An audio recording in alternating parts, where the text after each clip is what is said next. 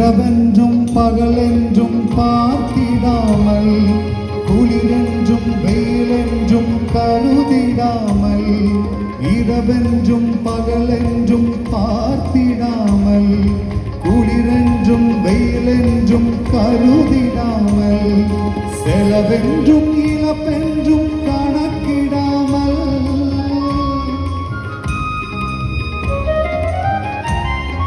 செலவென்றும் இழப்பென்றும் கணக்கிடாமல், இறைவனின் திருப்பணி செய்திடுவோம், இறைவனின் திருப்பணி செய்திடுவோம்.